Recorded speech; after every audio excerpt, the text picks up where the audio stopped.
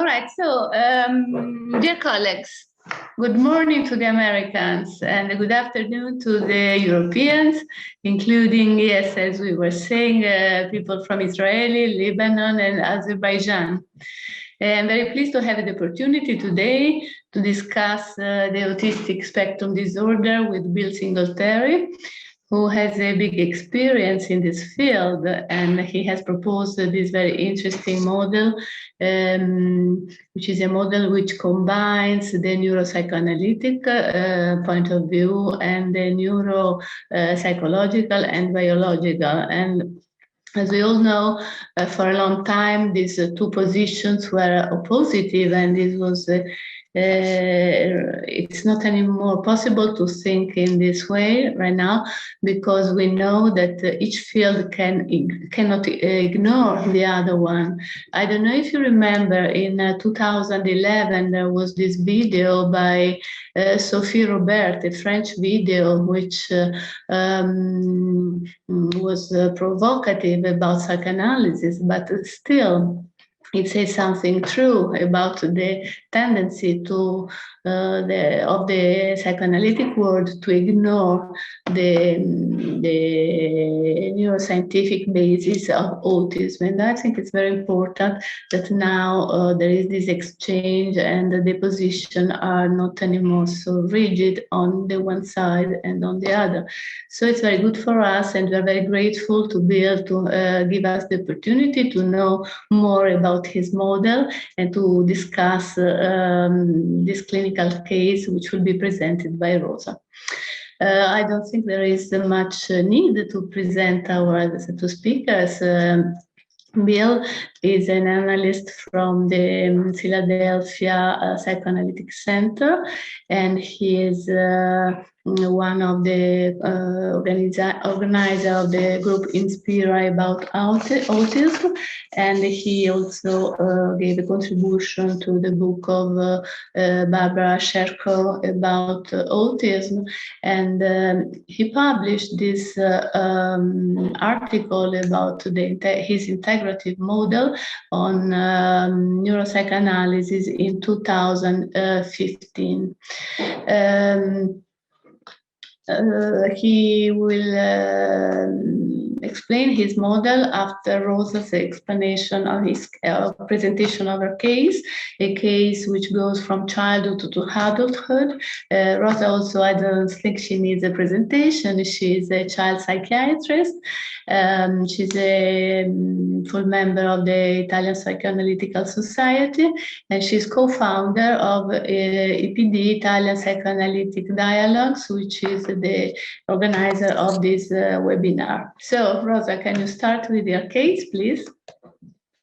Thank you very much, Claudia. Thank you very much to everybody for this second webinar. I'm going to talk about Jay, a case of elective mutism when she was 3 years old. She's the eldest of 3. She was born regularly, no respiratory distress or any other infantile disease, autonomous working at 1 year of life, normal verbal production and verbal comprehension before the age of 3. She carried out all the orders the family were given to her. At the age of 3, she's placed in kindergarten and she acts like the classmates, but she doesn't speak. She never talks to anyone for any reason.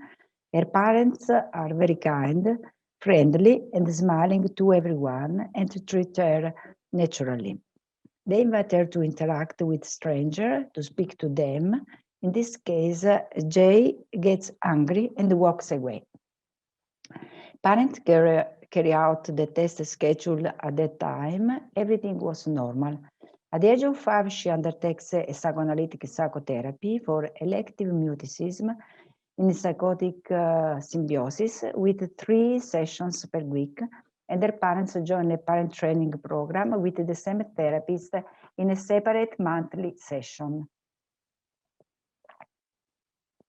In 8 years of therapy, Jay never says a single word to psychotherapist A.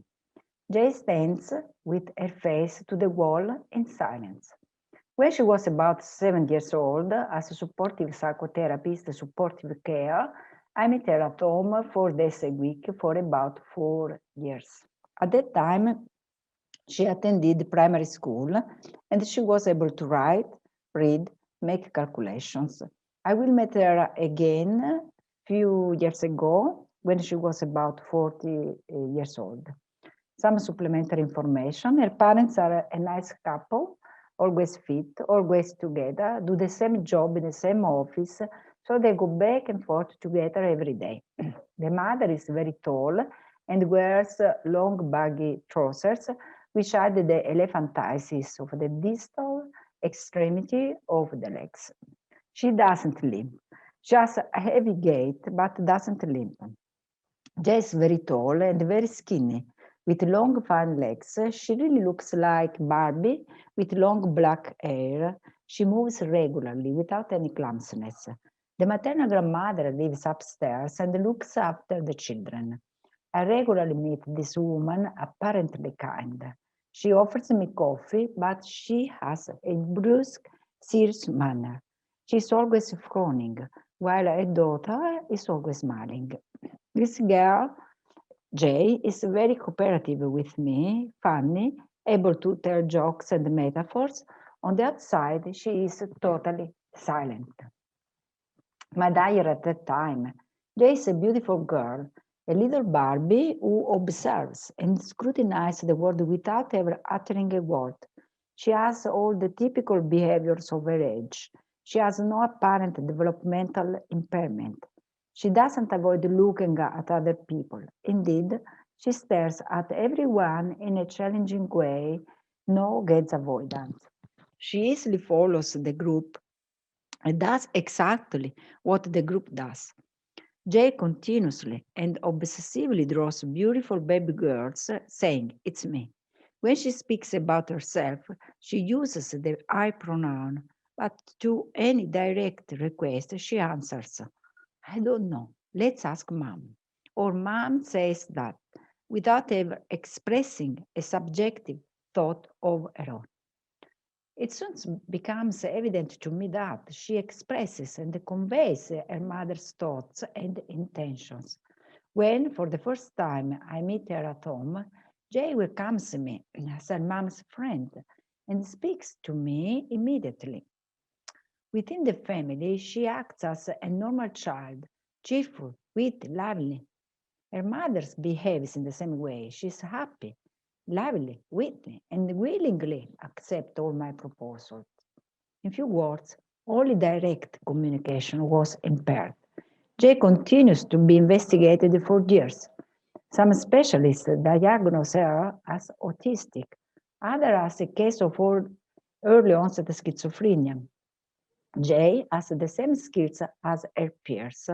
She plays, works, eats, carries out all the daily routines, but she never speaks. 3 decades ago, we start working, acting on daily activities. I introduced the proper use of I, we, other, through a real reference to people or the use of objects.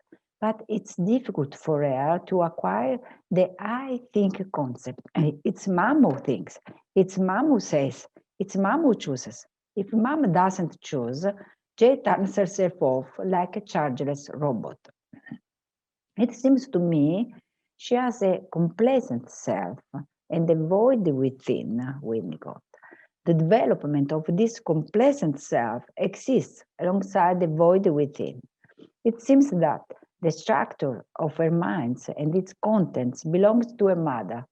The body of Jay is experienced by the mother-child couple as a single body, included in the mother's body. Her body is like an appendage of her mother's body, as the functioning part of her mother's body that cannot be separated.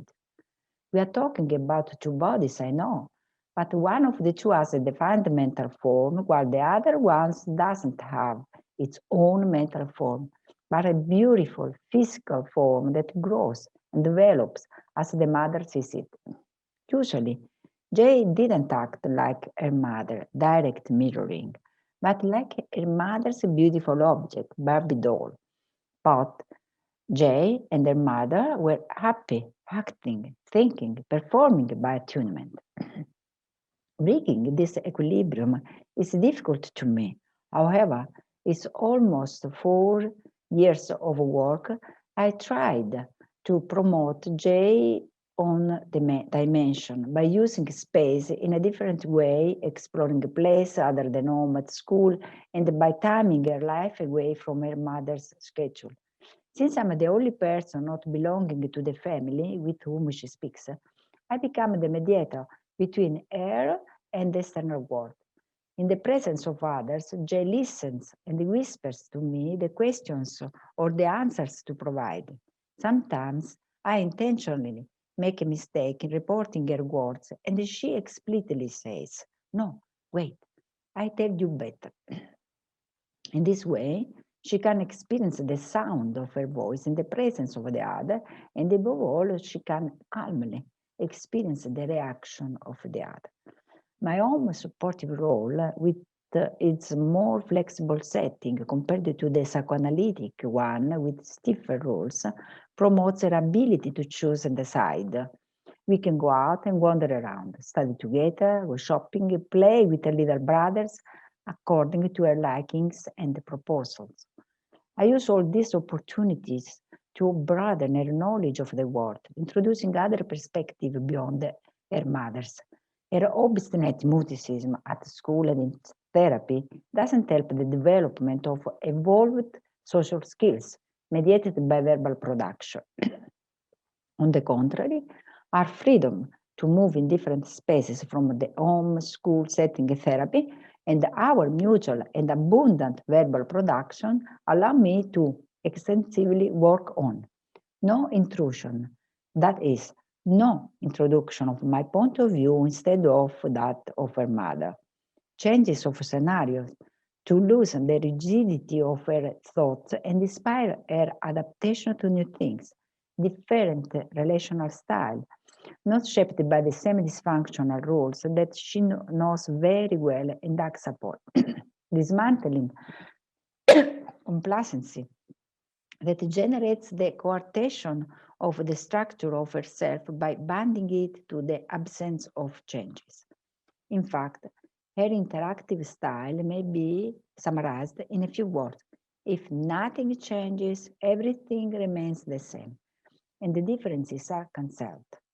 Uttering no words with the rest of the world paves the way to the elimination of change. In this sense, widening the interactive range means widening the relational sphere, understood as the inclusion of new objects in the map of affective relationships. But if affects are not transformed, namely, if the affective investments on new objects doesn't take place, what kind of self will Jade develop over time? When I leave her, she was about to enter middle school. I knew later that when she was about 13 years old, she began to talk to everyone at school, but not to her psychotherapist.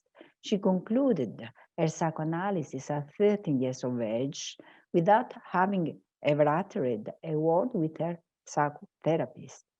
At the end of the parent training, the parent gifted the psychotherapist with a table clock featuring this, remembering the slow ticking of time. My diary 3 decades later. I'm contacted by Jay's family through one of my social media profiles, and they ask me for an appointment. Had met Jay last time 30 years earlier, and I'm very excited to receive her. She's accompanied by her whole family, and they are as excited as me. We all have changed, transformed by age, with the signs of time printed on our faces and bodies. But we are still recognizable, except for Jane. She is unrecognizable.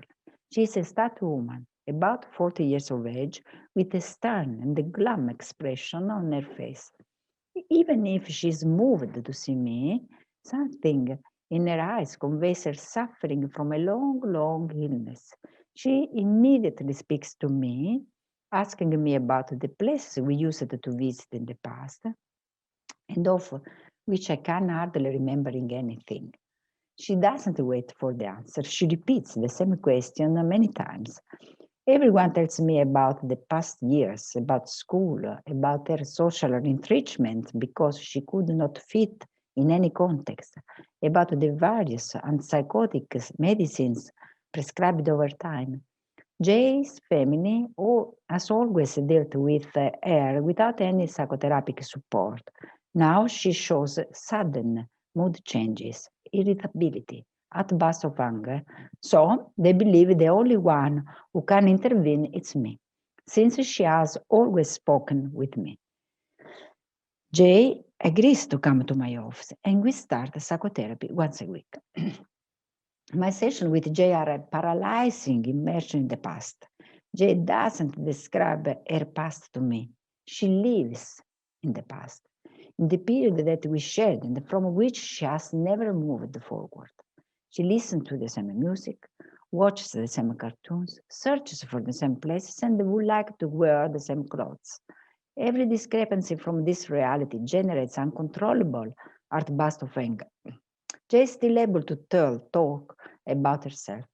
If she's invited to talk about herself, she can't describe their daily routine. But if she's left to speak spontaneously, she talks exactly as if she was 7 or 10 years old. She asks me about some detail. These words of that song, the corner shop, the things said or done together at that time.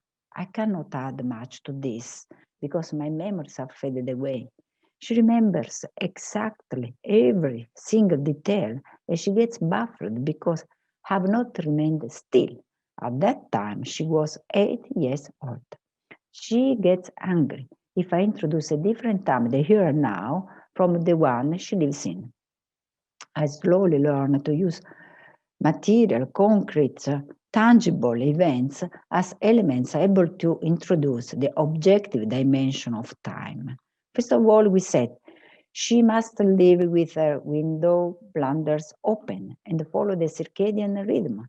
She must leave the house with some family member. She must interact by herself with the people she meets. She must autonomously do her daily routine. I know there are a lot of she must, but I need to promote her social skills. All this is accepted, checked, and gently promoted by her parents. Jay resists. She would like to stay at home in the dark, without interacting with anyone. She would like the world to become suddenly deserted, except for the only people with whom she speaks. We work on this bizarre idea of the world populated by 8 people, and then on the persecutory experience linked to the encounter with the other. More broadly, we work on the recognition of a differentiated self and therefore on her exit from the reassuring symbiosis in which the other doesn't exist. This allows us to revisit these 30 long years very slowly. She talks about school and the discomfort to talk to all the other people. She explains to me her adolescence when she understood she was different and not amenable to be integrated. The introduction in the session of the possibility that I may have a different idea with respect to her parents is fraught with obstacles, and she becomes very irritated. My non-alignment with the status quo makes her angry, and she often insults me, cries, or screams at me. She would have liked me to meet her at home, as in the past. She would have preferred I had not married, no children, no office. She wishes the places of the past still exist to explore them together. Her disappointment lets me to achieve 2 goals: to allow her to adapt to the current reality and to identify the traits of her disadaptive functioning and show them to her. Into the session, she reacts with anger and protest against the introduction of the objective dimension of time. While at home, she obsessively reiterates her rituals of a shared routine and isolation, looked in a room to write, draw, color, the same things linked to the past. Everything takes place extremely slowly. For me, 30 years is a long time, while for her it's negligible, because she has just moved only a little farther than she was before. Usually, we all have landmarks through which we measure the passage of time. Jay has no landmarks. Even the major surgical operations she underwent over the years to treat some diseases seem to be placed in an indefinite time frame, neither objective nor subjective. If I intervene on this point, she replies, I don't want to be here with you. I want to be there, in Via X, to see that shop at that corner, which is next to blah, blah, blah, blah, and builds exactly the historical map of the past. She's able to repeat the same thing over and over again. It seems that time doesn't move with her. I understood she feels very angry against the rest of the world that has evolved while she has remained a child. We work on this, and her answer is always the same. Why human beings exist? If they don't exist, everything would be still. If the other wasn't a reference outside of her, the space-time of the self wouldn't exist. After grasping this dimension full of inanimate object, I introduce our body dimension in today's reality. I propose she checks the places of the past, the ones that still exist, and those that have changed, adding when, why, how to that checklist. The idea is to match the memory traces displayed on the maps that she draws every day with these new updated maps. So, her internal maps built on symbiosis are reconstructed in the places previous visited and now transformed by time. At the beginning, she complains and she is determined to describe the details of the places of the past, but gradually she adds a new map, thus introducing some landmarks as follows. This place belongs to the time when my grandmother was alive. Do you remember her? When we lived there was this shop, then we moved to our new home near the sea. It's a new space map related to the places visited, but now it has a before and an after time frame. In this frame, life appears. People and circumstances enliven this frame. One day, she decides to go and see these places. She hangs out with her sister, moving from one place to another, checking out the changes, and then she describes them to me in their current state. Since I've never seen them, we cannot share the same perspective, the same maps. I cannot share her updating it through a perfect attunement, so I can point out how much this belongs to her and not to me. I stress in the here and now of the session this concept. What she's telling me is not impersonal. It doesn't belong to everyone. Those are her maps, built up in the time spent together in the past and now revisited by our time here. She allows her to place me in a different reality, the present, not the past. In this way, she starts to place me outside of her space-time, and this gives her the dimension of the other. This new distribution of space and time is a key point of our therapy. For instance, she begins to be aware that the time elapsed has been different for both of us. Hence, she realizes that I have been out of this symbiosis. Consequently, she gets very angry and she says, you have children, you have other patients, and you are busy over the weekend instead of sitting at your desk there waiting for me there. I don't accept the freezing stillness in which she confines me. And sometimes when she's pressuring me with questions about my weekend, I vaguely say that. Have you been at a conference, at the beach, on the mountains, at home? My answers are indeed not really, it's not a self-disclosure. They actualize my proposal to undermine her purpose, to freeze my time. No movement, no change. After 3 very long years, I see an opening in the denial of the existence of the other, and therefore an opening towards her differentiation. It's a small private space of the self, like Masood Khan, where Jay begins to experiment new possibilities in her life. She listens to new music without telling anyone. The cartoons she watches on TV are different from the ones in the past. She reads, but not the usual fairy tales. She asks to be taken to go shopping, and she wants to personally deal with the shop assistant and to choose her clothes. Later, I see her body change. She has lost weight. She dresses up with care and attention. She looks like a woman over 40 years of age. For the first time in her life, she goes to the cinema with her sister. This new opening leads her to painfully realize the isolation in which she has lived, unleashing her intention to revenge against all those who have not understood her. So, this is the beginning of a period in which she is truly angry with her past and with all the people she has met. She now wants to erase them. She asks me to erase these memories. She becomes obsessed with all the old encounters made. She has sudden fits of anger towards her parents, who are afraid of her. By analyzing together what happens to her in those moments of rage, she adds, I feel crazy because if my past had been different, I'd be another Jane now. This is the most difficult part of our work. She has to accept the change, the passage of time, what she is now, which means to abandon the past with all her memories and accept a new opening. One day, she asked me when we would stop seeing each other. I don't have a date to give her, but she wants it and insists on having it.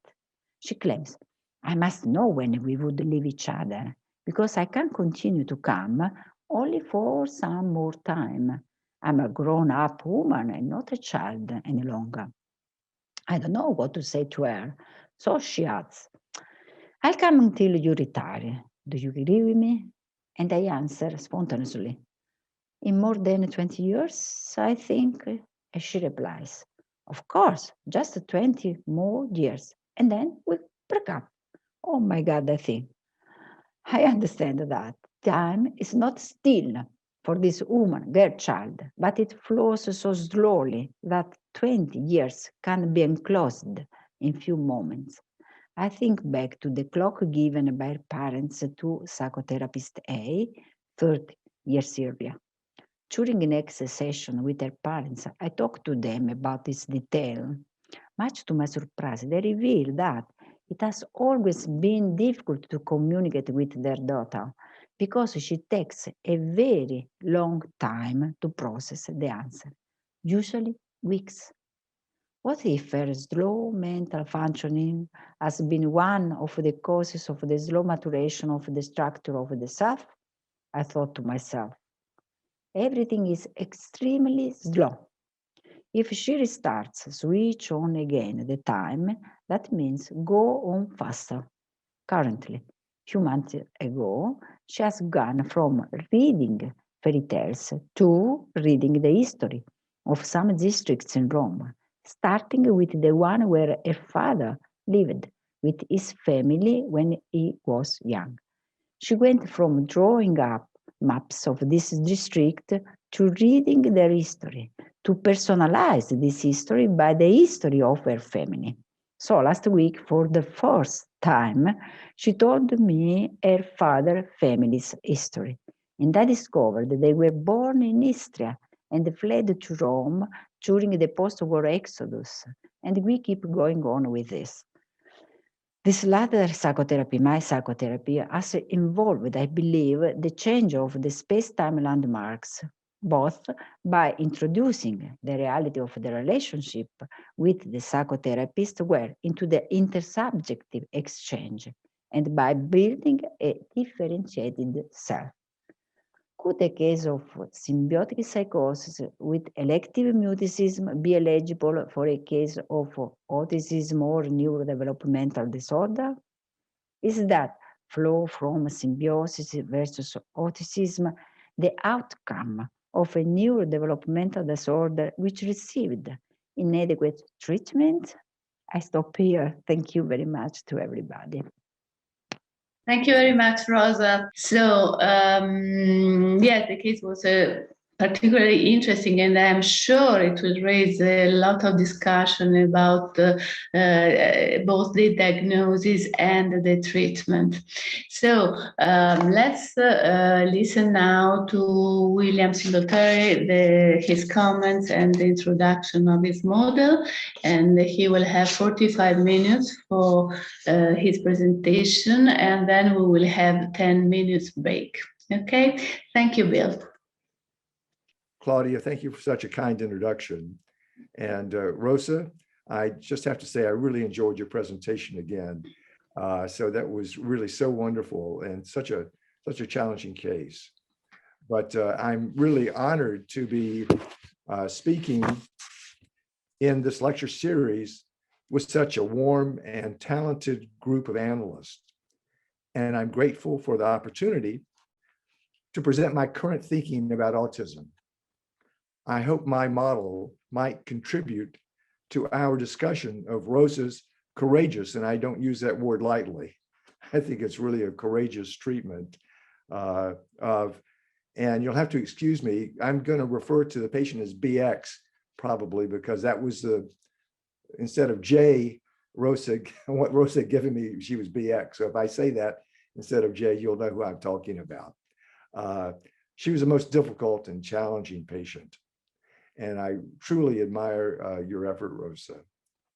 Also, I would like to express my deepest gratitude to a pioneer in the field of the psychoanalytic treatment of autism, Dr. Annie Bergman, for her inspiration, her teaching, and support over the years. Now,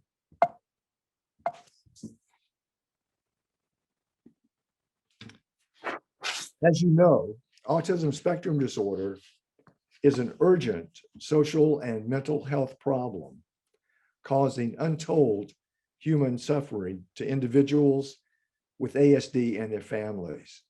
Is it slow enough? And Claudia, am I presenting slowly enough and loudly enough? Okay. Yeah, it's okay. It's okay. Okay, good.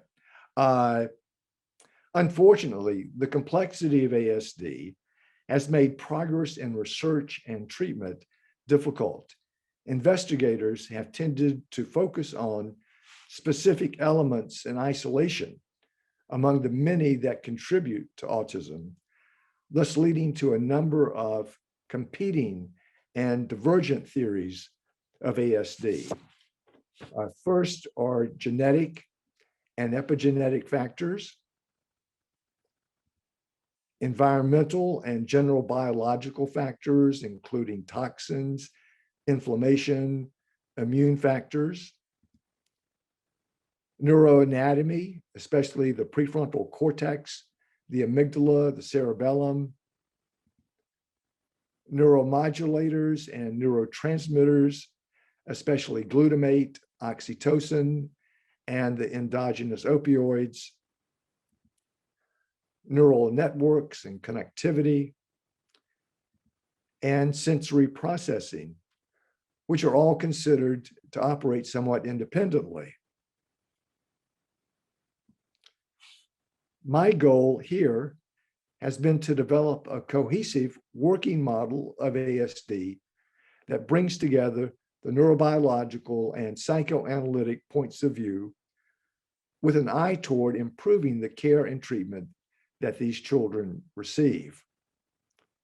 The integrative model I am proposing here is based on a perspective emerging from recent research in autism, supporting the viewpoint that biological heterogeneity can lead to a single disorder through final common pathways that can then be the targets of successful interventions.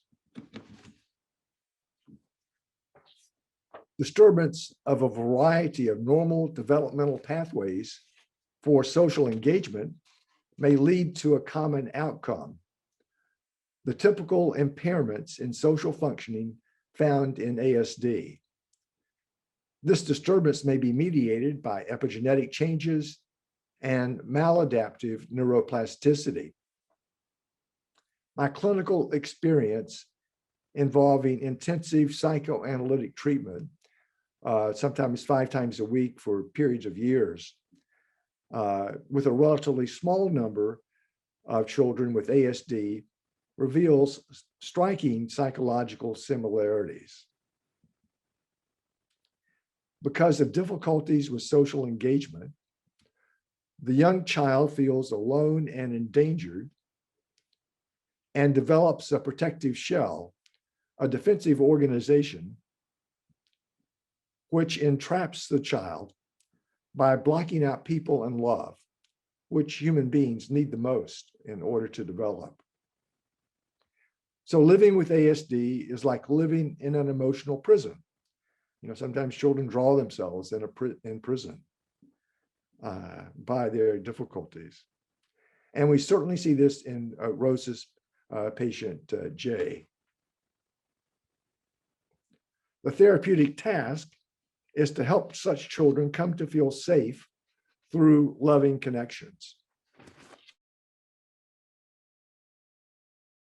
Dramatically, these children describe their emotional growth as a story of movement, from feeling imprisoned and shut off from love to freedom and a sense of ongoing loving connections. Unfortunately, when Jay was a girl, her therapists were unable to help her become more open to receiving help and emotional growth. Without loving connections, progressive development was not possible. Instead, Rosa saw the development of more obvious autistic pathology in Jay over time. Also, recent work has shown that the diagnosis of autism in girls is more difficult, leading to mistaken diagnoses of less severe difficulties, such as selective mutism. ASD is a neurodevelopmental disorder, which involves the experience of too much stress. Autism has psychological as well as behavioral components that are potentially treatable. In highlighting the social pain and traumatic stress accompanying the deprivation of human connections, this model provides unifying and organizing targets for research and treatment. The pathway of progression to ASD. In vulnerable children, several processes interact. Predisposing neurobiological factors, not poor parenting, lead to the disruption of child-caregiver interactions, resulting in the early deprivation of crucial social and emotional experiences, which leads to toxic levels of stress, including both psychological stress and allostatic overload, which basically just means biological stress. In the context of predisposing neurobiological factors, drives maladaptive coping and maladaptive neuroplasticity, and leads to the experience of the person with ASD as well as the symptoms of ASD.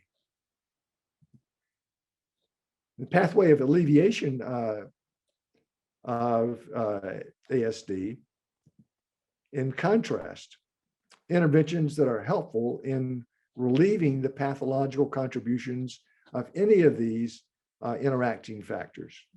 You intervene in any of those points, improving the neurobiological factors and processes, providing environmental enrichment in opposition to deprivation. But let me say that there's a difference between Rosa tried to provide environmental enrichment Jay didn't want have anything to do with it. She really resisted taking it in. So that's an important factor. Diminishing psychological stress and diminishing biological stress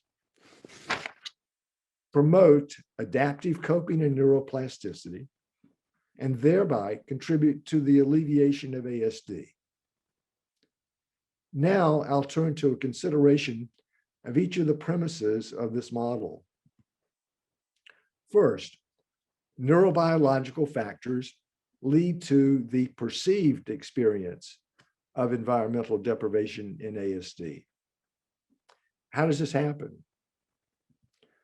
First, some propose that primary difficulties in social information processing and in social motivation interfere with the infant caregiver interaction and lead to the experience of early social deprivation. For example, Pelfrey and Carter propose that in the case of the child with autism, there is no doubt that parents, grandparents, siblings, educators, therapists like Rosa provide an abundance of love, warmth, and care.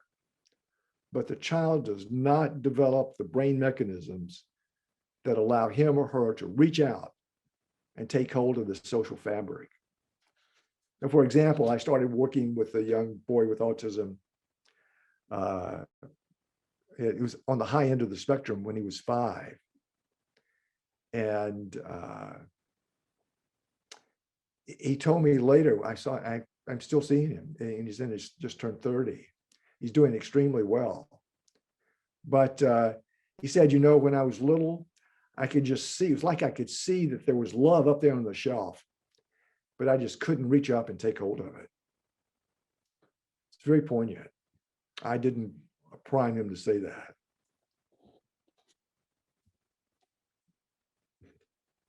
Let me go back. So the second group emphasizes the role of excessive fear, such as that occurring with sensory overload. Over 45 years ago, Margaret Mahler brought the experience of environmental deprivation due to neurobiological dysfunction in the infant, together with the resulting experience of traumatic anxiety in her theory of autism. Essentially, this represents the second proposal of my model.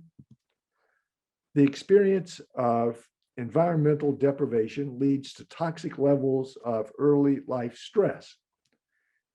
The absence of responsive relationships signals a serious threat to a child's well-being, and this activates the body's stress response systems. While homeostasis refers to our need to maintain a stable physiological state, McEwen uses the term allostasis to emphasize that our systems of stress response help provide stability for the body through their ability to adjust themselves to actively cope with changes in the environment. Allostatic overload refers to the pathological process that occurs when the protective allostatic response functions improperly and causes damage. For example, when it chronically mobilizes the body's stress response system. Children who are chronically perceiving and experiencing deprivation due to neurobiological deficits are likely experiencing a toxic level of allostatic overload of biological stress. Thoughts and emotions alone can be primary triggers for the stress response in humans. Biology and psychology then interact to either exacerbate or ameliorate the pathological effects of chronic stress on the function of the brain. This leads to my third proposal. The interaction among deprivation, psychological stress, and biological stress with predisposing neurobiological factors drives maladaptive neuroplasticity and leads to the underlying structural and functional impairments of ASD. So this interacting converging evidence indicates that early life stress and allostatic overload interact with these neurobiological factors and processes central to autism in a circular fashion. It's a vicious cycle, hindering neurobiological development and brain functioning, which then in turn leads to increased stress and then to ASD. In describing the process of allostatic overload, McEwen emphasizes the nonlinear interaction among several systems and processes, including, these are ways the body, again, reacts to stress. So you have toxic psychological stress, the HPA axis, the autonomic nervous system, the metabolic system, including the mitochondria and oxidative stress, the immune system, and inflammation. Indeed, these are the very factors that have been implicated in ASD, and they all get worse because of stress. I want to highlight that early life stress and allostatic overload, again, have adverse effects on the neurobiological functioning in the areas thought to be critical to the development of ASD. Factors which I've already mentioned: genetic and epigenetic, environmental, general biological, neuroanatomy, neuromodulators, neurotransmitters, neural networks and connectivity, sensory processing. And then all of these factors interact in the process leading to the development of ASD. So you have all of these interacting together. Change any one of those, including stress, psychological stress, you can change the process. Now, before turning to my fourth premise, I need to briefly consider an important element of this model, neuroplasticity. And that's a critical recent development in neurobiology. Has been the dramatic rise in our understanding of neuroplasticity, or the brain's capacity to change. According to Hebb's law, neurons that fire together wire together. So as the brain develops, connections between neurons change and stabilize based on neuronal activity. The mechanism of cascading constraints essentially means that as people get worse, there's a vicious cycle. People get better, there's a progressive cycle, a virtuous cycle. But it's such that early developmental structures limit the characteristics of structures evolving later. This contributes to the developmental trajectory of an individual, like we saw with Jay, Rosa's question. Can someone with symbiotic pathology and is not treated well look more autistic later? I think that's definitely true. You get a progression in the pathology. Thus, alongside the potential for progressive development of the brain in an optimal fashion, there exists the possibility for maladaptive plasticity or pathological brain organization. This is the path that we see in Jay, from childhood to adulthood, when Rosa begins her second treatment. Maladaptive neuroplasticity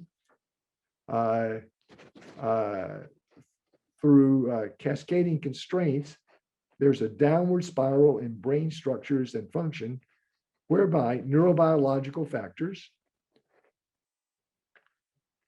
have psychological consequences that interfere with essential relationships, increase psychological and biological stress, and negatively impact subsequent brain development. Thus, again, maladaptive neuroplasticity leading to pathological brain organization is a major component of the developmental trajectory of ASD. Now, let me turn to my fourth premise. The experience of early deprivation, traumatic stress, and allostatic overload, again, interacting with neurobiological factors, drives the maladaptive coping and leads to the symptoms of ASD, as well as the experience of the person with ASD, as seen in this slide. ASD may be akin to a post-traumatic stress disorder. In fact, Mahler considered certain autistic symptoms to represent emergency maintenance mechanisms felt to be necessary for survival. Francis Tustin also considered autistic symptoms to represent an infantile version of a post-traumatic disorder with contributions from both constitutional and environmental factors. In addition, recent investigators have placed maladaptive coping strategies and emotional dysregulation at the heart of ASD. Sapolsky, neurobiologist, outlines an adaptive response to coping with stress. The signature symptoms of ASD, such as social isolation and repetitive behavior, represent the opposite or pathological mechanisms of coping with overwhelming psychological stress. And, for example, so the Harvard study of adult development followed individuals from, say, 20s to their now 80s, maybe 90s. And George Valiant drew the conclusion that what was a major factor in people's development over the lifespan had to do with the positive factor was being able to cope with stress in ways that did not shut out people. That's the opposite of what happens with autism. Instead of turning to others for social support, there's isolation and aloneness. Instead of a reasonable degree of predictability, the autistic child, and you see it in Jay, obsessively repeats behaviors and demands sameness. Instead of a reasonable degree of control, again, you see it with Jay, the autistic child requires absolute control. Again, instead of constructive outlets for frustration, such as fantasy and play, these are replaced by fits of rage and temper tantrums, portraying a vivid experience, image of pathological coping to deal with overwhelming stress. So personal reports of individuals with ASD concur with the model I'm proposing here. The experience of environmental deprivation leads to early life stress and ongoing traumatic stress, which leads to maladaptive coping. In Nobody Nowhere, it's a widely acclaimed account of Asperger's experience, Donna Williams virtually restates the model described here. And I've paraphrased, I didn't have time to present the whole quote. It's a beautiful quote. As a child, she feels unable to process any message of connection with her mother. This interferes with the formation of attachments. And let me go back, because see, Jay might have seen attached to her mother. It was a pathological attachment. It was not a secure attachment. It's not usable to help her develop her independence. And she becomes trapped in crippled emotional responses and feels that affection, and this is her quote, she said, I felt that affection and kindness and good things can kill me, or at least cause me pain. Even though I know better, it really feels like that. And she said that she still had a subconscious will to escape, in her words, the emotional prison that she's created. And Williams' description illustrates my central point, and I think this is so important, is that social isolation is not only a deficit, but it's a result of defensive protections that are felt to be necessary to survive. So when you're trying to engage your child, it feels like to them that you're trying to kill them. that's I think that's the way it gets in. That's the way it's experienced. And most importantly, she highlights her conflicts about developing loving relationships. It's almost if you have an allergy to love. She wants to leave her emotional prison, self-constructed, it's maintained, but feels terrified of leaving her protective shell and becoming warmly connected to others. My clinical experience illustrates these concerns. And this is a similar vein. John Elder Robinson, who's an adult with Asperger's, who's well known in the States and is really a very high functioning person, describes his experience with ASD. And he emphasizes that autistic symptoms have meaning. And he described a situation where his therapist did not understand this, thought that, oh, the eye movements that he was seeing were just, that's just autism. But he said it felt like he had been punched in the gut. Not being understood at a deeper level below the surface behavior really hurts. Premise 5 is that successful intervention in ASD is possible through reversing the pathological developmental process and promoting adaptive coping and neuroplasticity. Again, interventions that target multiple factors lead to adaptive coping and neuroplasticity and alleviate ASD.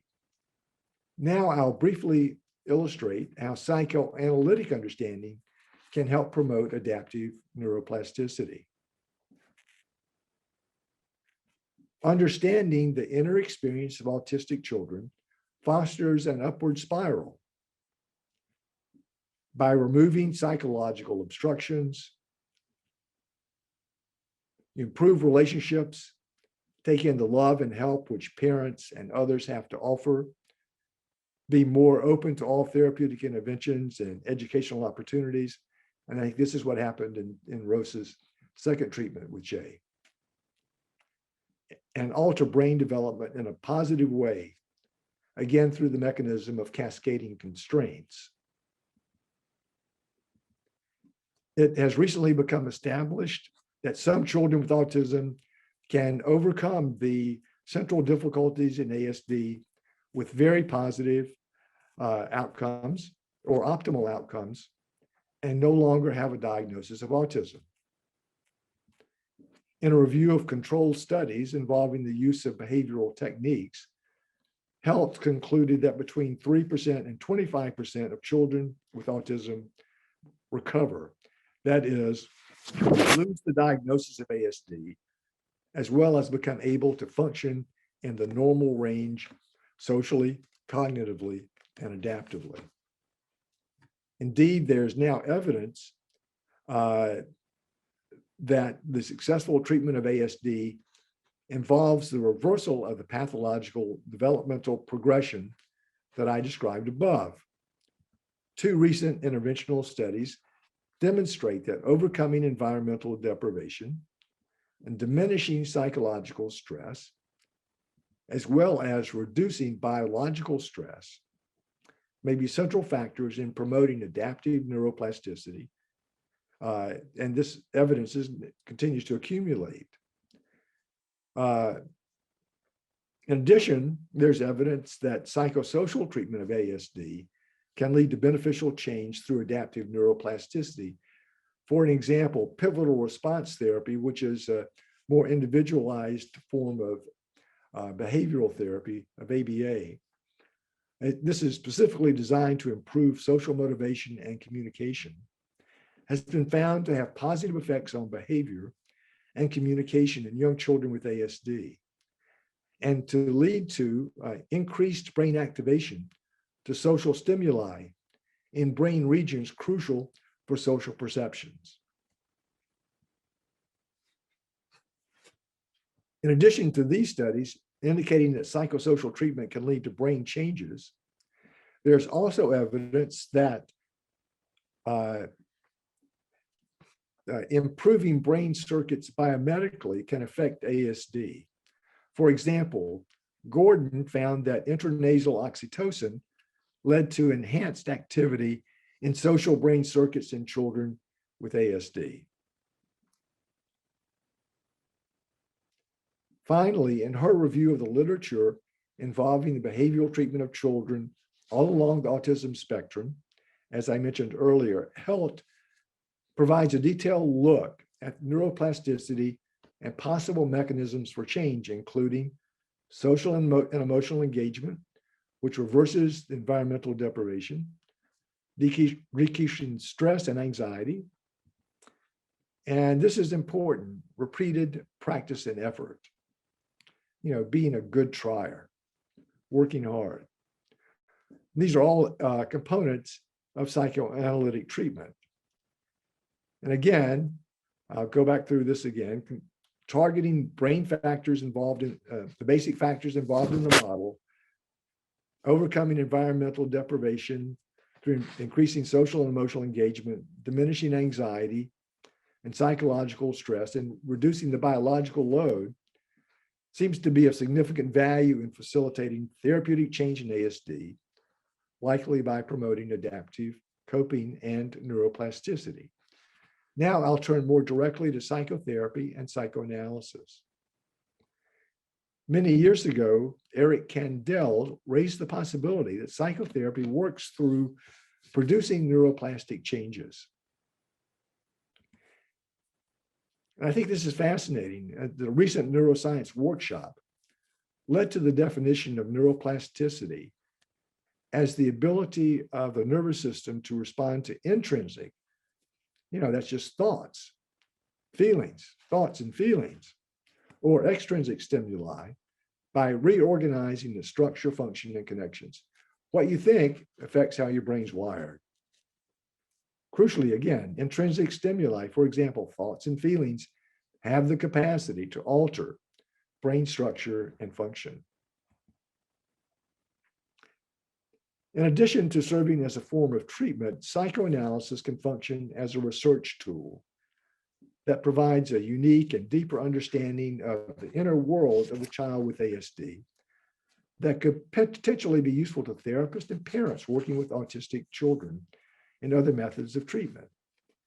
Next, I will focus on the inner world of the child and discuss therapeutic factors promoting change and maladaptive neuroplasticity, change and adaptive neuroplasticity, and relate these to Rosa's work with Jay. It's helpful to understand that the child's maladaptive responses to the experience of early life stress may internally be experienced as essential to survival. Taking this perspective helps us understand that often our therapeutic efforts to help the child become more emotionally connected may be experienced as endangering attempts to deprive him or her of an essential protection. This allows us to tailor our interventions to be more useful to the child over the long run. These factors are crucial in Jay's resistance to therapeutic help. With a young child, a direct involvement with parents in dyadic treatment, helping the parents actively engage the child, are crucial. First, you must make sure that you and the child are engaged. This was a major problem in BX's first therapy, especially with her analyst, right? To have a child who just stares at the wall, you can't do that. I remember a little boy who did not have autism, but was experienced some great deprivation, came into my office and sat in the corner. This was the first session. Sat in the corner and played with one of my little metal cars, and rolling it back and forth and back and forth. So I sat down on the floor, got a car, and started bumping my car into his car. There was some back and forth on a level. You have to get in there and be engaged before you can do anything. And you do it as gently as possible, but I think it's important to try. So talking and playing about the child's inner world can be extremely helpful. These kind of expressive activities such as drawing, singing, children's stories and movies, like one little boy who, when I first started seeing him, was described as the emptiest child this developmental pediatrician had ever seen. He was 5. She wondered if he could even make it in a regular preschool, kindergarten. Soon started bringing in movies. It was amazing the insights that he could tell me about, things he could tell me about himself and his experience through the movies. He's now a junior in high school, and he's determined he's going to get 1600s on his college boards. Stars in plays, sings, plays the violin. He really has a full life in many respects. But anyway, involving in some kind of expressive activities are very important. For example, helping the child adequately face and adequately cope with fears of connectedness, giving up the shell, and the fears of change, loss, and death can be immensely beneficial in promoting adaptive engagement with others. First, with Rosa and Jay. As a child, BX controls the treatment. There's no real engagement. There's no change. As much as Rosa tries to give her something, it's all Jay's world. And as an adult, Rosa works to actively engage Jay. It's all the musts that you said. She must do this. She must do that. That was good. You got her going, right? Rosa, again, you confront Jay with the passage, with the reality of change, with the reality of loss, with the passage of time. There's real engagement and change. When Jay was wondering, when are we going to stop meeting? See, I think when you care about somebody, you get concerned. You realize they're going to die someday, right? Whenever a child asks me how old I am, I know they're worried I'm going to die. They're wondering, and they talk about it. How will you be around when I'm in high school? And I talk about how concerned they are. They care about me, I'm going to die on them. And that's going to be terrible for them. And so she's expressing concern about the passage of time and the loss, because you get to be valuable to her. You're not just a Barbie doll. You're not just an object. So one child with whom I worked described the inner world of the autistic child as a missing piece of the autism puzzle. Another young boy with Asperger's stated, hidden so deep in the heart of children lies the fear of death. Behind the symptoms of autism, the temper tantrum, social isolation, and resistance to change lies this fear of annihilation. So autistic symptoms are defenses and protections. I'll repeat, social isolation, temper tantrum, resistance to change help form the autistic shell, their protections. Such defenses help to provide a magical sense of power, omnipotent control, which protects against fears of death and loss. So one function of the autistic shell is to block out sadness. So I really work to build feelings muscles. I use that term with kids and adults. It's adaptive coping mechanisms to deal with the pains of life. You got to get stronger. You have to work at it. I talk about how sadness is a large part of being a person. And you build feelings muscles by facing the little sadnesses in life. You have so many opportunities to do this.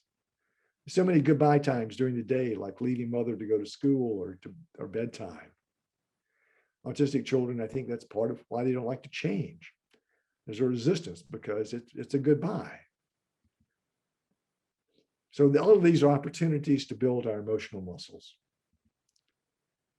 And another thing that autistic children do, they devalue and trash people. They trash love.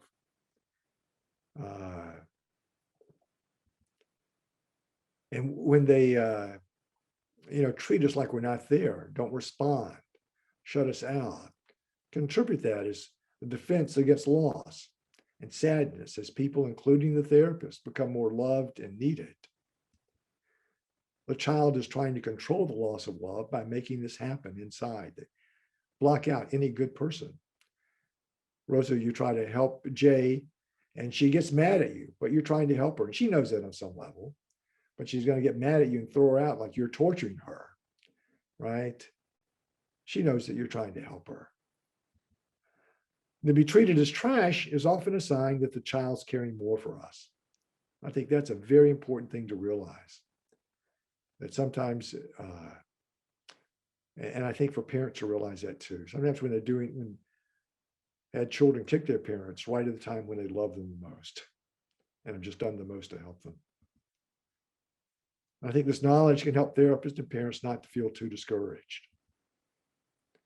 So you work on helping children not value inanimate objects so much.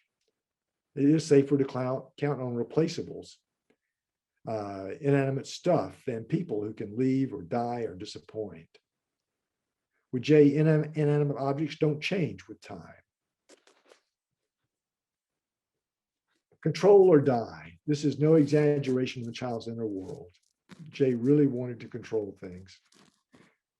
You often have excessive preoccupation in children with impending death and disasters like the sinking of the Titanic, or that the tree outside in their yard is going to fall over and crash on their house, and they're worried about it all the time. You work on the therapeutic autistic shell distorts experience, blocks new experiences of feeling cared about, understood, and helped. For example, a 10-year-old boy left a toy in my office. He came back in the next session. I had the toy out for him. At the beginning of our next session, he exclaimed, "You stole this from me." He meant it too. This shuts out love and emotional nourishment. As I've said before, what we need most for development in life. So work on the maladaptive neuroplasticity. Again, the mechanism of cascading constraints. And you work on these repetitive distortions of experience. And again, this is the maladaptive part. Like with Jay, there were no new experiences involving really feeling connected and cared about and helped. With Jay, the first treatment, she was frozen in time, and leads to increasing sense of deprivation and to actual weakening of the neurobiological and psychological structures, which you talked about. Inadequate treatment early on leads to a progressive downhill course. That's what we saw in Jay at first. This was before your second treatment. Again, this is maladaptive neuroplasticity leading to impaired relationships, increased stress, and interfering with brain development, versus understanding the inner experience, working to remove those obstructions, improving relationships and use treatment, and you normalize to brain development. So again, your therapeutic work on the shell involving adaptive plasticity through a positive cycle. So 11-year-old boy who had Asperger's drew his progress in treatment from as he was going uphill, as moving uphill from an unhappy self at the bottom to spending more time with people, making friends, to staying out of my own world, to being nice to my brother, to a happy self. You get this progressive course. And you see some of this in Jay now. And I think that's the beginning experience. So active coping practice and effort. And I think this, again, is your second treatment with Jay. You help her recognize the seriousness of the problem and concern for herself and for her life instead of complacency. I'm an adult now. I'm not a child anymore. Time has passed. It's really those, I think it really hurts to realize that she's the one that spoiled her life. Nobody else did. The people didn't do it. It's her choices that made that happen. Facing problems instead of avoiding them. And you get some real hope of change through effort instead of passivity and some magic that everything's going to work out someday. Not going to happen. need to be a good trier, replaces the kind of learned helplessness. So active engagement and confrontation with reality and a problem. J can't control time. J can't control it. All right, concern for her future and recognition of her need for help. She's making an effort to work with Rosa. This leads to beginning positive changes toward increasing autonomy and increasing her motivation to work with Rosa. So again, in adaptive neuroplasticity, there's this understanding and effort. You remove these obstructions, you get improved relationships and normalized brain development. Even in an adult, brains can change. So the focus of treatment is from being alone in a threatening world to transformation to loving connections and a sense of safety. There's gradual progress over time, facing instead of avoiding what is needed, love and connections. And so she's doing that with Rosa, that I'm going to lose you someday. Someday it's going to end. This is not going to go on forever. She's valuing you more. You get increasing teamwork, and experience of Rosa's real help promotes trust and leads to increasing safety and the ability to face threat. Feeling understood at these deeper levels leads to interpersonal closeness. She gets it, that you really understand that she's got to change, that she can't live in fantasy, that she's really afraid of losing you. Along with increasing recognition of Rosa's help and her need for Rosa, there's a fear of loss of Rosa.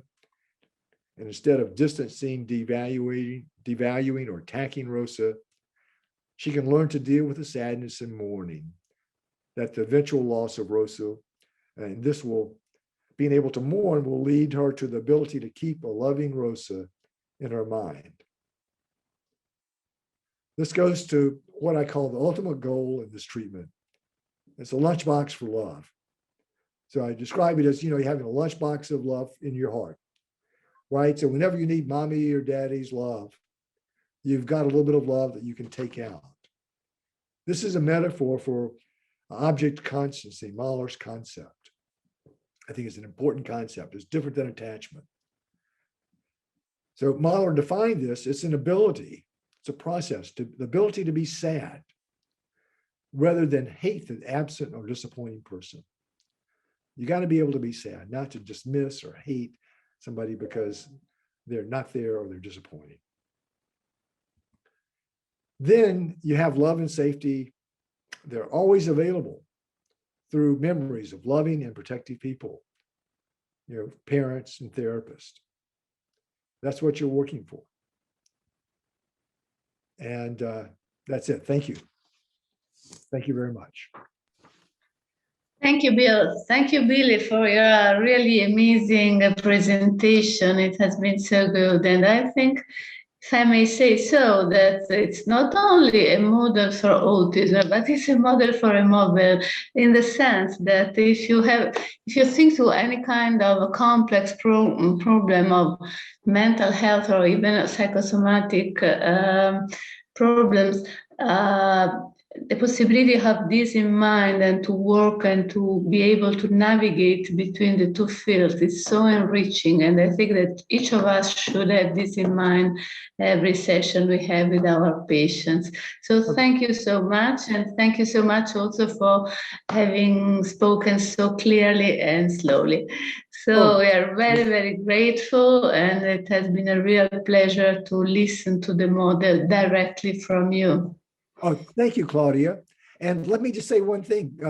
When we talked recently, Claudia asked me if there was anything I was working on that she wanted me to, I wanted her to mention.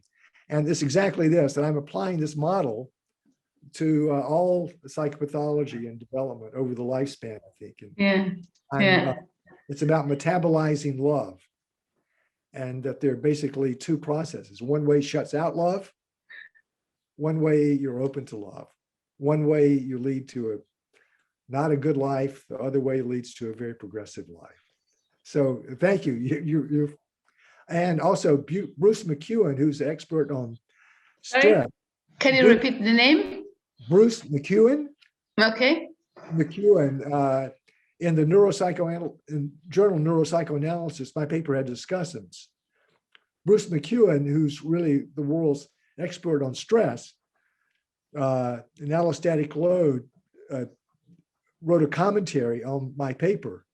And essentially he said what you did, that he thought that this was a model that applied to all kinds of psychiatric emotional difficulties. So thanks a lot. I appreciate that comment.